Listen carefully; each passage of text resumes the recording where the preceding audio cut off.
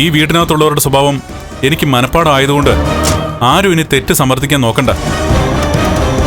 സാഗറിന്റെ കുഞ്ഞിനെ താലോലിക്കാൻ അമ്മയ്ക്ക് കുറച്ച് ബുദ്ധിമുട്ടാണ്. അതുകൊണ്ടാ ആ കുഞ്ഞിനെ ഒഴിവാക്കാൻ നോക്കിയത്. അതാണ് സത്യം. എന്ത് സത്യം? എന്റെ മോളുടെ കുഞ്ഞിനെ നഷ്ടപ്പെട്ടെന്നറിഞ്ഞിട്ടേ സത്യം പറഞ്ഞ അന്നത്തെ ദിവസം എനിക്ക് ഭക്ഷണം കഴിക്കാൻ പോലും പറ്റിയിട്ടില്ല. അതിന്റെ ക്ഷീണം അമ്മയുടെ മുഖത്ത് കാണാനുമുണ്ട്. അമ്മയ്ക്കും ഇവൾക്കും എന്തെങ്കിലും തളർച്ചയുണ്ടെങ്കിൽ അതിന്റെ കാരണം ആ കുഞ്ഞു പോയതല്ല, ഞാൻ മടങ്ങി വന്നതാ. ഞാനും മാർക്കോയും സാഗറും ഒക്കെ പരലോകത്ത് വിശ്രമിക്കുകയാണെന്ന് 100% ഉറപ്പിച്ച ഘട്ടത്തിലാ ഞങ്ങൾ തിരിച്ചു വന്നത്. ആ ഷോക്കിന്ന് ഇപ്പോഴും അമ്മയും അമ്മയുടെയും മരുമകളും മുക്തരായിട്ടില്ലെന്ന് കൃത്യമായിട്ട് മനസ്സിലാക്കിയിട്ട് തന്നെയാ ഞങ്ങളിപ്പോ സംസാരിക്കുന്നത്. അമ്മയുടെ കാര്യം അവിടെ നിൽക്കട്ടെ. ഒരു കുഞ്ഞിനെ നഷ്ടപ്പെട്ടപ്പോ നീ അനുഭവിച്ച വേദന എത്രയാണെന്ന് നിനക്കറിയാലോ കരുണേ. അങ്ങനെയുള്ള നിനക്ക് ഒരു അമ്മയുടെ വയറ്റിൽ കിടക്കുന്ന കുഞ്ഞിനെ കൊല്ലാൻ പറ്റുമോ?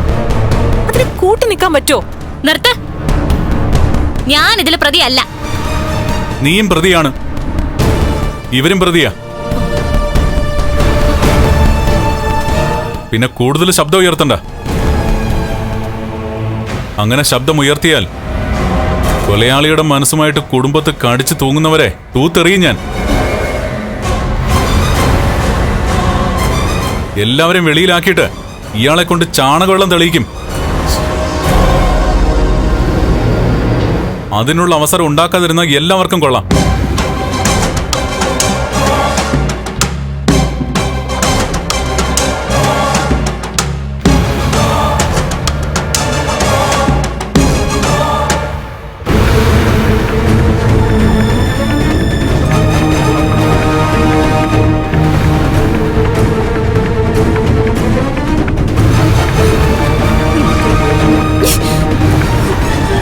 ഇതൊക്കെ കേട്ടിട്ട് ഞാൻ ഇങ്ങനെയമ്മ ഇതിനകത്ത് ജീവിക്കുന്നേ?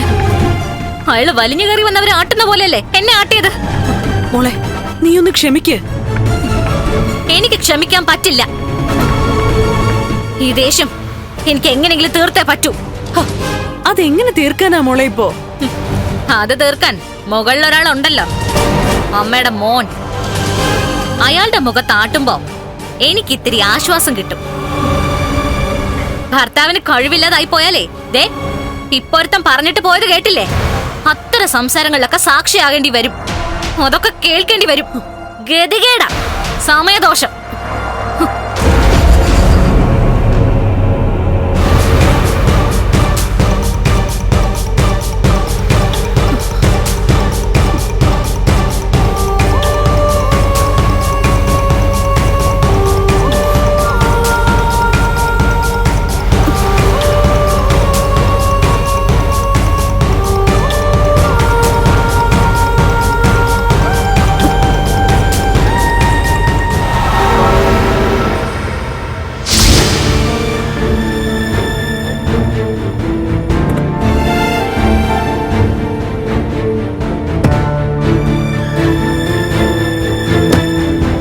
നാളെ നമുക്കൊരു കുഞ്ഞുണ്ടാവുകയാണെങ്കിൽ ഇതായിരിക്കും അനുഭവം.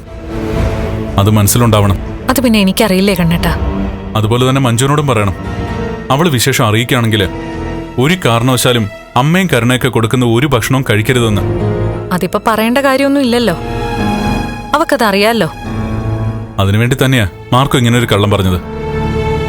അതുകൊണ്ട് എന്റെ അമ്മയും കരുണയൊക്കെ എന്തൊക്കെ ചെയ്യുമെന്ന് ഇപ്പൊ മനസ്സിലായി.